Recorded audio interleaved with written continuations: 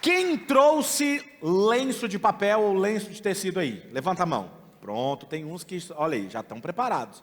Quem não trouxe, prepare aí a manga da camisa. Não tem, pastor, não dá, pega do vizinho. É um bom momento para ele compartilhar. Porque a mensagem de hoje, não que as outras não sejam importantes, mas eu acredito que essa de hoje, ela vai mexer com você. Eu não sei nem se eu vou conseguir pregar essa palavra, porque ela é muito forte.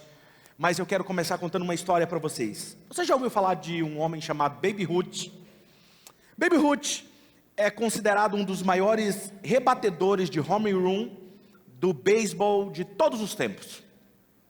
E ele autografou toneladas e toneladas de bolas de beisebol para várias pessoas, vários fãs dele. Mas ele autografou somente 7 bastões de home run do jogo. 7. E desses 7 tacos, um dos tacos desapareceu por décadas. Ficou desaparecido. E então em 1988, um homem que tinha um taco desaparecido, ele estava muito doente num leito de morte e havia uma enfermeira que cuidava dele, o nome dela era Márcia. E ela cuidava dele com tanto cuidado, tanto amor, tanto carinho, e ele não tinha ninguém da sua família para deixar essa riqueza, esse tesouro que ele tinha, esse taco autografado por Babe Ruth. E ele resolveu entregar para essa enfermeira, e ele ofereceu para ela esse taco, como presente, como agradecimento. E pelos próximos, escute isso, pelos próximos 18 anos, ela guardou esse taco debaixo da sua cama. Guardou debaixo da cama, porque ela não sabia, não entendia completamente o quão especial era aquele taco. Quando você não entende que algo é especial, você trata com indiferença. Então um dia, ela se aposentou da enfermagem e o sonho dela foi abrir um restaurante. E ela não tinha dinheiro. E ela resolveu pegar aquele taco e falou assim, vou levar em uma casa de antiguarias e eu quero descobrir se tem algum valor esse taco. E quando ela chegou lá, ela levou nessa loja especializada em antiguidade e mostrou ao dono. Quando ele olhou, ele pegou no taco, ele disse assim, com aquele olhar, tipo, será? E aí ele fez os testes e tal, e realmente ele descobriu que ele verificou que aquele bastão, aquele taco, era realmente o 7º bastão de home run do Babe Ruth, perdido. Então, em 2006, esse taco ele foi leiloado por 1,3 milhão de dólares. E ela então, por causa do quê? Por causa do nome que estava sobre aquele bastão de beisebol. Ou seja, o nome deu valor àquele bastão. Diga comigo, o nome deu valor ao bastão. E ela usou parte daquele dinheiro para construir o seu restaurante, e então ela doou todo o resto do dinheiro para uma fundação de crianças, a qual Babe Ruth sempre amou. E aí a mídia interrogou ela certo dia e disse, por que você faria isso? Por que você doaria tanto dinheiro para uma fundação de crianças? E foi o que a Márcia disse. Ela disse, o taco só tinha valor porque o nome Babe Ruth estava nele. Como ele se tornou valioso, a única coisa razoável que eu poderia fazer era algo que honrasse a sua vida. A mesma coisa aconteceu com a cruz de Cristo. Era comum execução por cruz em pessoas criminosas naquela época, a cruz de madeira. Era uma execução comum na época do Império Romano, mas a cruz, ela não teria o mesmo efeito e o mesmo poder se não fosse Jesus sobre aquela cruz. Por isso que o título da mensagem de hoje é o poder que há no nome. Diga comigo, o poder que há no nome. Eu peço nesse momento que você use a sua criatividade e a sua imaginação, porque nós vamos percorrer pela via dolorosa com Jesus. Amado e querido Espírito Santo, eu oro para que o Senhor abra o nosso entendimento, amplie a nossa imaginação e nossa criatividade, nos faça ter a experiência profunda, emocionante do que Jesus viveu naqueles momentos, e nos faça ser gratos nesse dia por aquilo que o Senhor fez por nós. Oramos assim em nome de Jesus. Amém. A morte de cruz era tão comum naquela época que era um método de morte, de uma execução lenta e dolorosa. Ela foi criada e pensada, não era simplesmente para ser uma morte rápida, não era decapitar uma pessoa. Não, ela foi feita para ser realmente um ato de humilhação, um ato de morte dolorosa e demorada, lenta. No qual a vítima, ela era amarrada ou pregada em uma viga de madeira, pendurada durante vários dias até chegar o eventual da sua morte por exaustão ou asfixia, por falta de ar. Acredita-se que esse método de execução foi criado na Pérsia, porque a Pérsia eles tinham um método muito cruel de execução. Se você estuda um pouco a história de execução deles, eles tinham uma mente criativa para execução. E o ato da crucificação combinava alguns elementos como vergonha e uma profunda tortura psicológica e física, e isso feito em público. Por isso, o processo da crucificação era olhado com profundo horror. O castigo da crucificação começava com uma flagelação com a vítima, logo depois de o criminoso ter sido despojado e despido de suas vestes. Nu, ele era flagelado em público. No azorrague, não sei se você sabe o que é azorrague. Azorrague é uma peça, um elemento de madeira com tiras de couro, e geralmente os soldados amarravam pedaços de osso na ponta, pedaços de pregos de metal na ponta. Quem aqui já tomou por acidente uma chicotada? Levanta a mão. Isso, levanta a mão, isso, em nome de Jesus. E um fio. Isso, né? Não vamos falar quem deu a chicotada, não. Mas eu só quero te lembrar da dor. Agora você imagina que na ponta tenha osso, metais, e a ideia era que quando batesse, perfurasse a pele, entrasse na pele e rasgasse a pele, além da dor causada pelo chicote, pelos açoites. Essa tortura era tão profunda que tinha alguns casos que o criminoso, ele morria logo após esse flagelo, ele nem chegava a conseguir chegar até a cruz, tamanha hemorragia que acontecia. Então o ato da crucificação, a vítima era pendurada de braços abertos em uma cruz de madeira, amarrados os braços naquela viga de madeira, e raramente, preste atenção, raramente era usado pregos, porque não era preciso. Mas no caso de Jesus usaram pregos perfurantes nos punhos, não é na mão, é nos punhos para poder segurar, porque se você colocasse na mão e forçasse, depois vocês vão ver, eu vou falar um pouquinho da crucificação, pendia o corpo, automaticamente rasgaria a mão, mas no pulso não rasga porque fica preso. E a crucificação deu a Jesus uma morte lenta, extremamente dolorosa e agonizante. Os joelhos foram flexionados 45 graus, mais ou menos isso aqui. Eu quero que você imagine essa cena. Isso aqui. Quanto tempo você aguentaria ficar assim? Cadu, você que é um cara do CrossFit. Quanto tempo? Vamos testar? Vem aqui. Você vai pagar seus pecados hoje. Faz aí, 45 graus, braço aberto. Isso, enquanto eu prego. E eu estou empolgado para pregar hoje. Vamos, estica esse braço, isso. Se ele fracassar aí, vocês me dão um grito, beleza? Vamos lá. Jesus foi forçado, presta atenção, Jesus foi forçado a suportar o seu peso com os músculos da coxa e da panturrilha, e os músculos internos. E com o tempo, com a pressão daquele corpo, e não ser uma posição anatômica, em poucos minutos, o que o Cadu vai começar a sentir? Cãibras em todos os músculos. Mas já está sentindo? Não, então aguenta firme. Por que você está sentando? Não está 45 graus mais. Não treme não. Pode sentar, meu filho, eu não vou fazer você sofrer não. Você está orando muito, hein? Mas doeu um pouquinho? Suou? Irmão, o ar-condicionado ligado? Poucos minutos é o suficiente para começar a sentir cãibras nas coxas, na panturrilha. Tamanha o desconforto, porque não é uma posição confortável. E o peso de Jesus estava sobre os pés, com os pregos cravados em cima dos seus pés. Assim, com o estiramento dos músculos dos membros inferiores, o peso do seu corpo era transferido para os seus pulsos e braços e ombro, porque sente a dor, você faz isso que o Cadu fez, e o que acontece? Força aqui. E com isso, como está preso, o que acontecia? Em alguns minutos após ser colocado na cruz, os seus ombros sofreram deslocamento. Em alguns minutos mais tarde, os seus cotovelos e os seus pulsos se deslocaram. Quem aqui já teve o ombro saindo do lugar? Levanta a mão. Dói? Muito, não é? Agora você imagina os dois, cotovelo, pulso.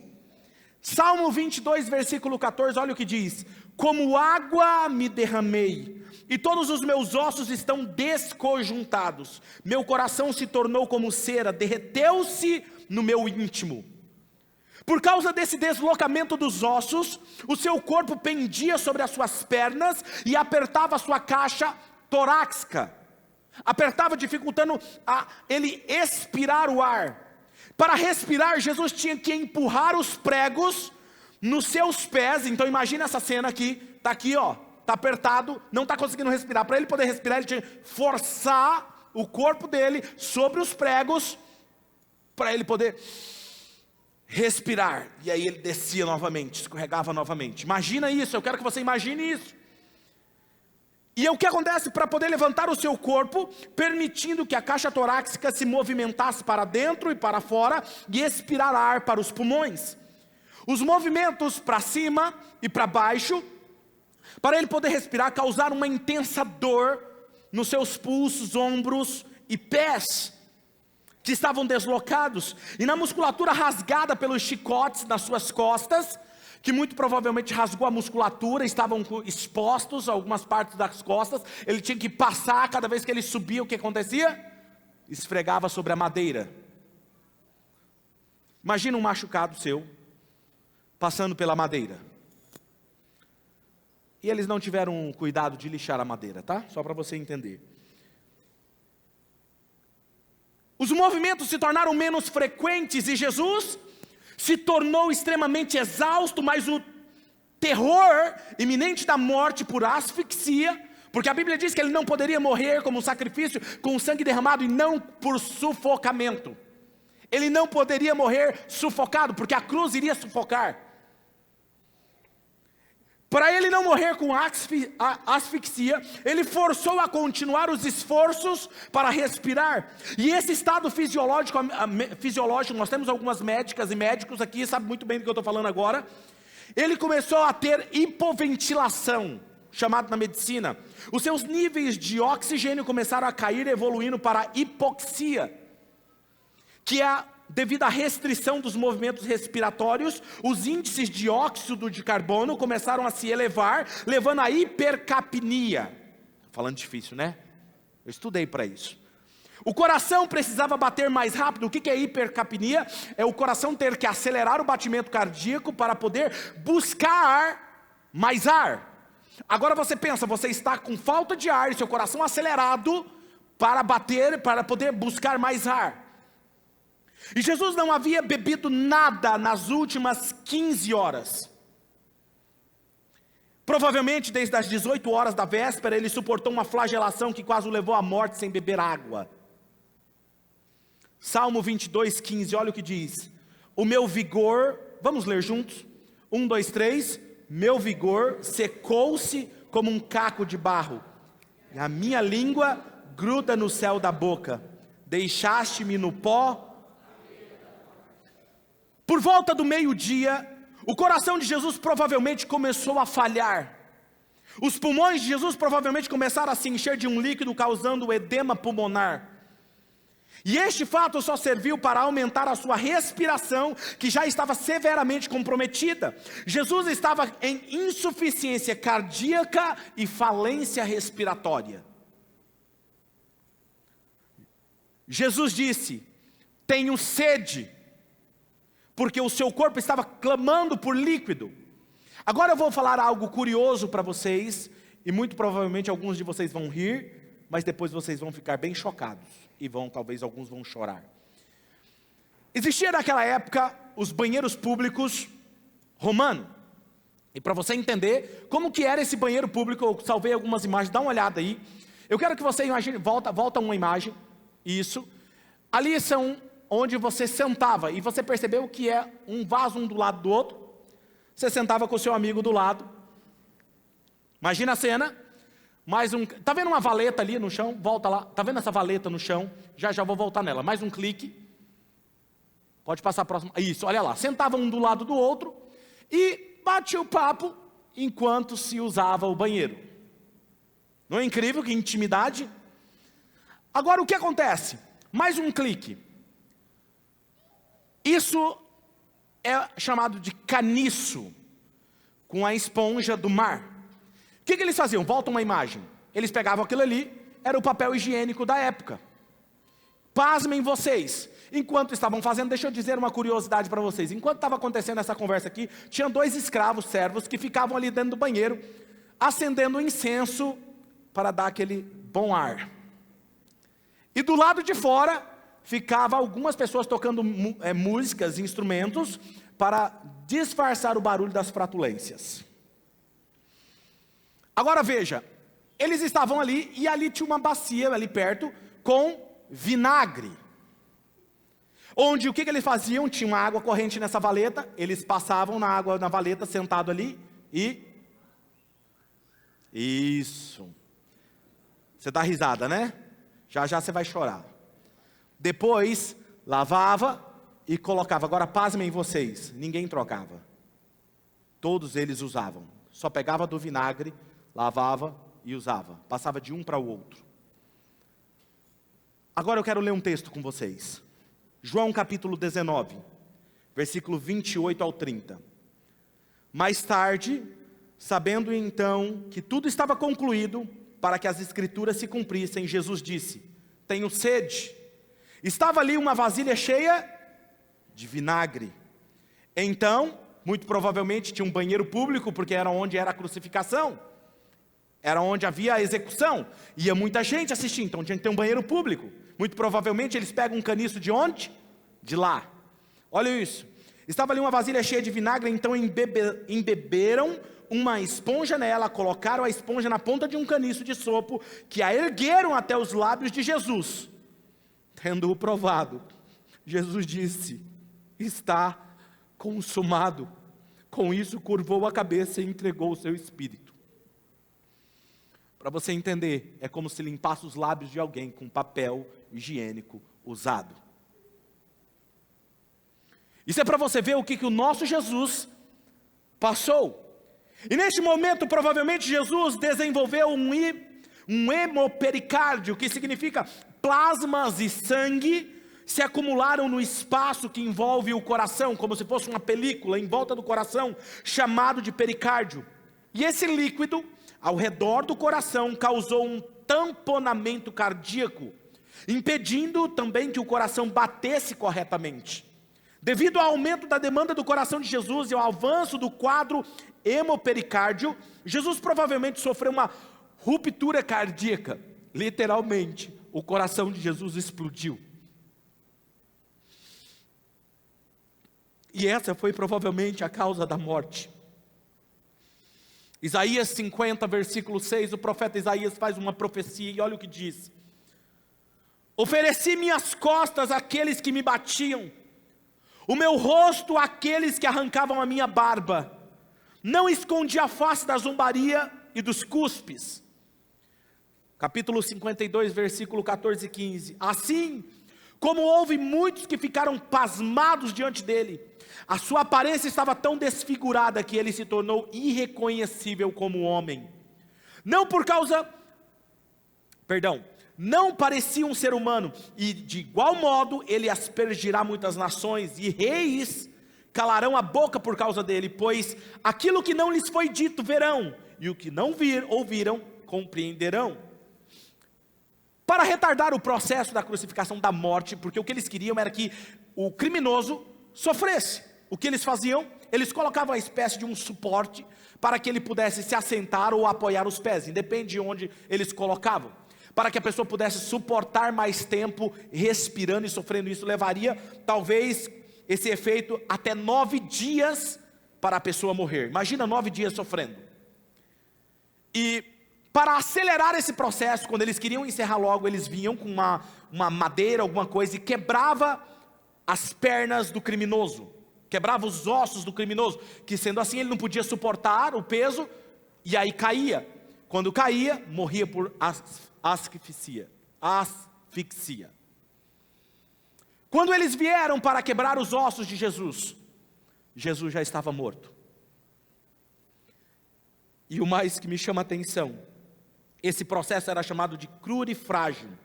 Às 3 horas da tarde Jesus disse, tetelestai, que significa, está consumado. Diga comigo, está consumado. E neste momento ele entregou o seu espírito e morreu. Quando os soldados vieram até Jesus para quebrar as suas pernas, ele já estava morto. Nenhum osso do seu corpo foi quebrado, em cumprimento à profecia de Salmo 34, 21, que nenhum osso dele foi quebrado. A pergunta é, por que esse sacrifício tão horrendo foi necessário? Tanta dor, tanta humilhação, por causa de pessoas que nem ao menos se importavam com ele. Como pode alguém entregar a sua própria vida em favor daqueles que nem mesmo o amam? Isaías 53, versículo 2 ao 6 diz assim, ele cresceu diante dele como um broto tenro, e como uma raiz saída da terra seca. Ele não tinha qualquer beleza ou majestade que nos atraísse a ele. Nada havia em sua aparência para o que o desejássemos. Ele foi desprezado e rejeitado pelos homens, um homem de dores e experimentado no sofrimento. Como alguém de quem os homens escondem o rosto, ele foi desprezado e nós não tínhamos em estima. Certamente ele tomou sobre si, o que, gente? As nossas enfermidades. Se você tem uma enfermidade aí, deixa eu te lembrar uma coisa, ele já levou sobre ele. E sobre si ele levou as nossas, isso inclui todas. Contudo nós o consideramos castigados por Deus foi esmagado, por causa do quê? As nossas iniquidades. O castigo que nos trouxe a paz estava sobre ele, pelas suas feridas nós somos curados. Todos nós, como ovelhas, nos desviamos, cada um de nós se voltou para o seu próprio caminho, e o Senhor fez cair sobre ele a iniquidade de todos nós. Todos nós pecamos, estávamos destituídos da glória de Deus, a natureza pecaminosa havia condenado a minha vida e a sua vida. A escuridão habitava dentro de todos nós, aquela natureza maligna se tornava cada vez nós indignos de entrarmos na presença de Deus, de termos um relacionamento com Ele, com Deus Pai. Os sacrifícios de animais não resolviam o problema, porque eles só apenas relembravam a Deus do nosso pecado, mas não resolvia. Romanos capítulo 3, versículo 22 ao 26 diz assim: justiça de Deus mediante a fé em Jesus Cristo para todos os que creem. Não há distinção, pois todos pecaram e estão destituídos da glória de Deus, sendo justificados como? Gratuitamente por sua graça, por meio da redenção que é em Cristo Jesus. Deus o ofereceu como sacrifício para propiciação mediante, não é nada que você tem que fazer, é mediante a fé, pelo seu sangue, demonstrando a sua justiça. Em sua tolerância, havia deixado impunes os pecados anteriormente cometidos, mas no presente ele demonstrou a sua justiça. Leia comigo essa parte, 1, 2, 3. A fim de ser justo e justificador daquele que tem fé em Jesus. Alguém que tem fé em Jesus? Quando Jesus ergue os olhos para os céus, e ele olha para o Pai, e ele grita, tetelestai, dizendo, está completo, finish. Acabou, está completo. A natureza será restaurada em todos aqueles que se renderem ao nome de Jesus. Escute o que eu vou te falar. O sacrifício de Jesus foi mais do que uma cena de horror. Ele foi a restauração da natureza divina da humanidade como filhos de Deus. Estávamos mortos no pecado. Lembra o que eu falei a semana passada sobre a natureza corrompida? Ela precisava receber vida novamente. Olha o que diz Efésios 2, do 1 ao 6. Vocês estavam mortos em suas transgressões e pecados, nos quais vocês costumavam viver, quando seguiam o presente ordem deste mundo e o príncipe do poder do ar, o espírito que agora está atuando atuando nos que vivem na desobediência. Anteriormente, todos nós também vivíamos entre eles, satisfazendo as vontades da nossa carne, seguindo seus desejos e pensamentos. Como os outros, éramos por natureza merecedores da ira. Todavia, Deus, que é rico em misericórdia, pelo grande amor com que nos amou, Ele não amou só com amor, mas é com grande amor. Ele fez o quê? Deu-nos vida com Cristo, quando ainda estávamos mortos em transgressões. Pela graça, vocês são salvos. Deus nos ressuscitou com Cristo e com Ele nos fez assentar-se nas regiões celestiais em Cristo Jesus. Agora preste atenção que isso é muito importante. Ele nos fez ressuscitar com Ele, receber essa vida e nos assentou em um lugar celestial com Cristo Jesus. E o que acontece com alguém morto? Um morto não tem vida, ok? Não tem vida. Quem não tem vida não pode viver e nem muito menos dar vida para alguém. Pense numa pessoa morta. Quem é morto não tem autoridade para fazer nada. Um morto apenas recebe o que fazem com ele. Sim ou não? Fica onde alguém deixa ele. Você pode derrubar alguma coisa no morto e o morto não pode se defender. O morto é inerte, ele recebe e aceita o que é feito com ele. Quem está entendendo o que eu estou falando? A natureza pecaminosa domina a sua mente, o seu corpo, e as doenças assumem, dominam a sua mente e o seu corpo, e você não pode fazer nada, não tem autoridade sobre ele, porque você é morto espiritualmente. Então se um problema vem, você não tem autoridade sobre o problema. Se a doença vem, você não tem, você só aceita, porque você está morto. Agora olha o que está acontecendo aqui. Mas quando você está consciente da vida que habita em você, você não aceita, porque agora você está numa posição de governo. Eu não estou mais morto, eu estou assentado num alto sublime trono junto com Jesus, nas regiões celestiais. Quem governa não aceita imposição das circunstâncias, dos problemas e das doenças.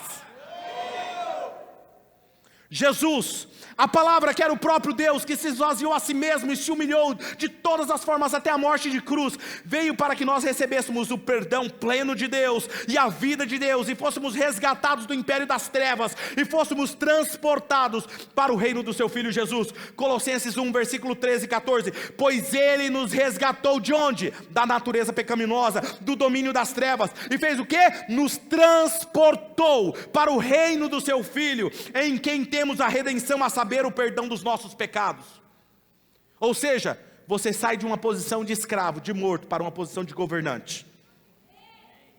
Se estamos assentados com Cristo nas regiões celestiais, no reino do seu Filho Jesus, em posição de governo, por que que nós baixamos a cabeça para esse mundo caído?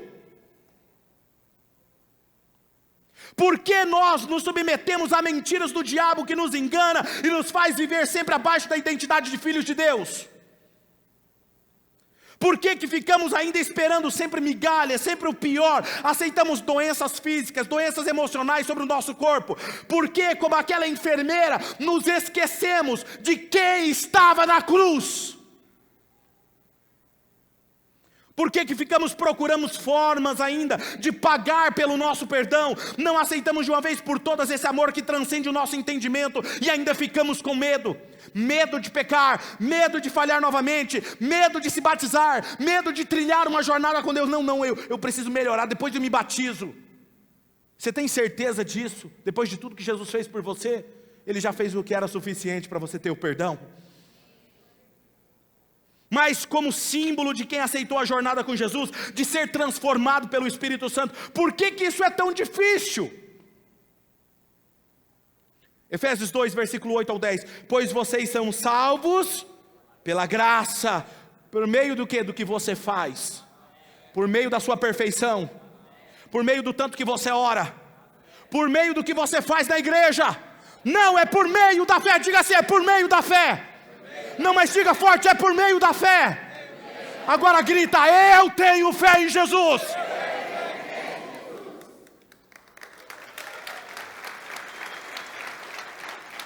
Agora olha isso.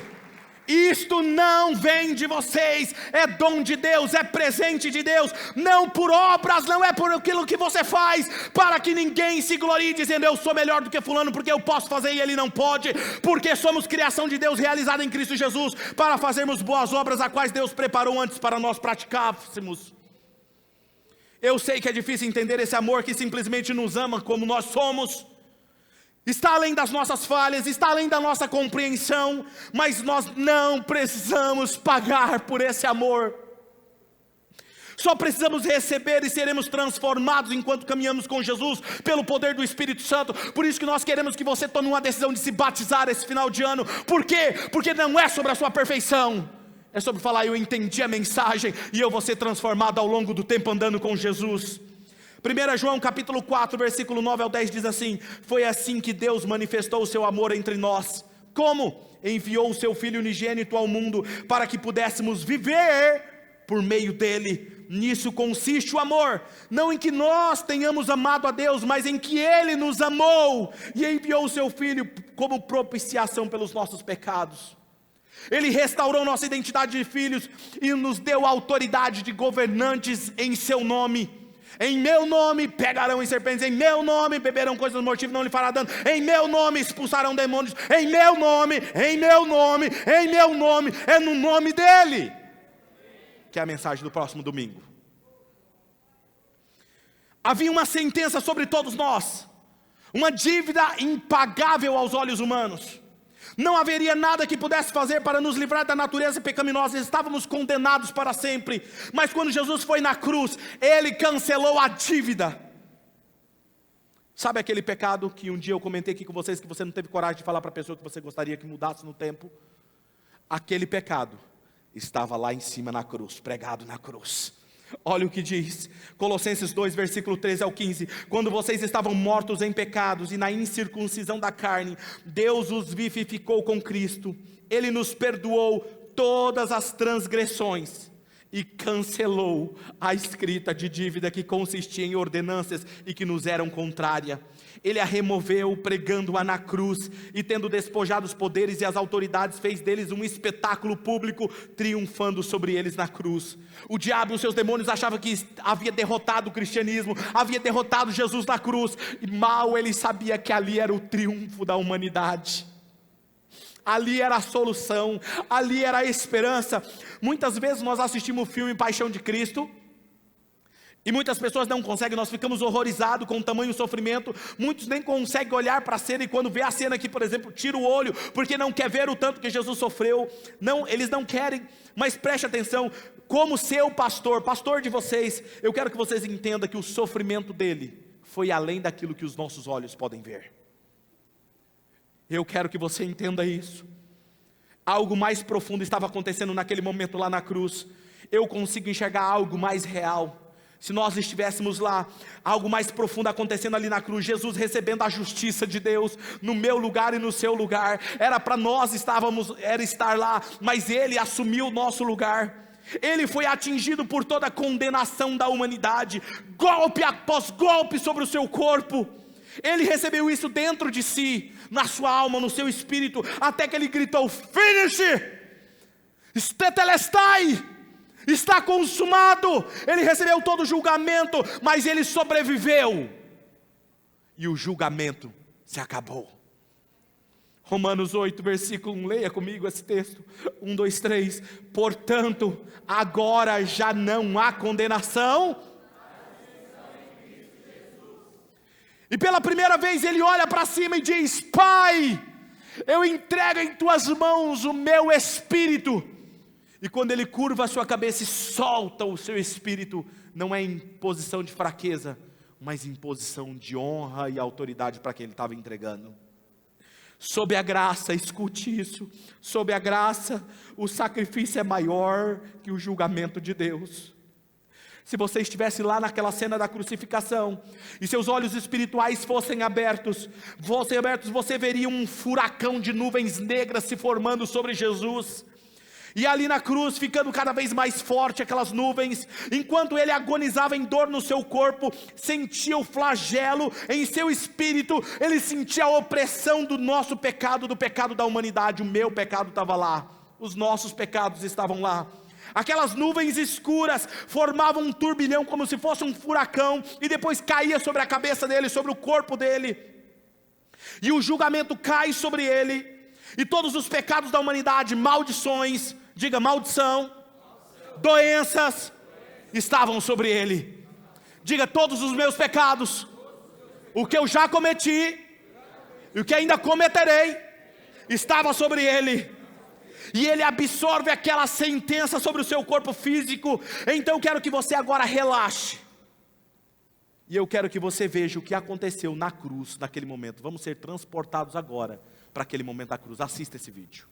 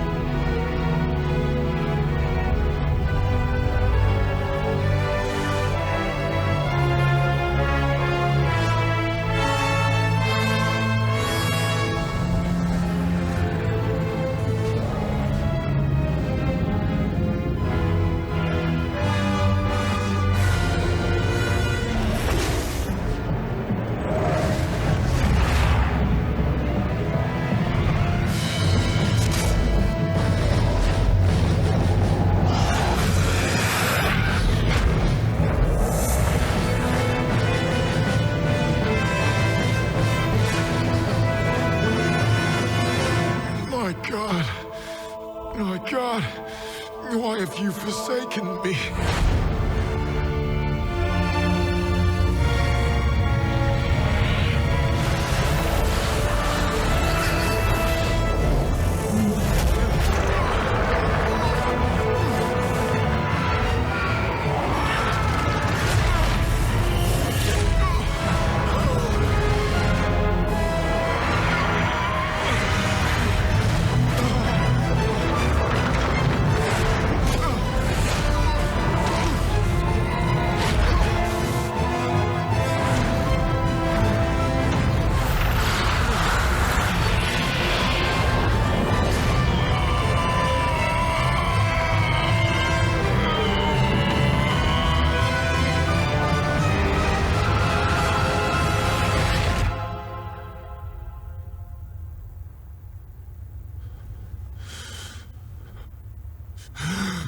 Finished!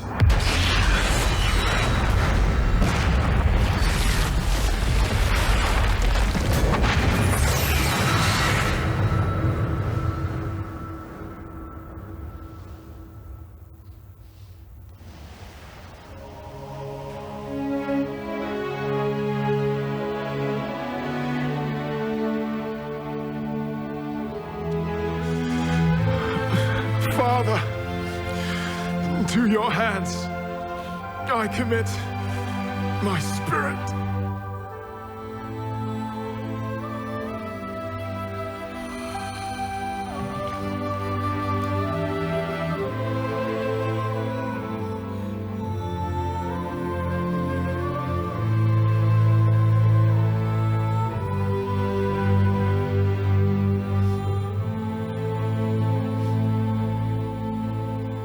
Ele só fez isso porque nos ama.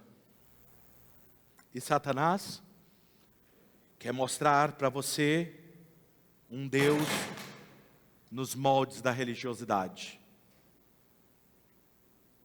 onde você precisa fazer algo para ter algo. Sabe por que Satanás quer fazer isso? Porque ele anula o sacrifício de Cristo na cruz. É como se tornasse em vão. Mas o que mais me fascina é que o cristianismo não é religião. Jesus não disse: venham a mim, todos vocês, e eu vim para que vocês tenham uma religião.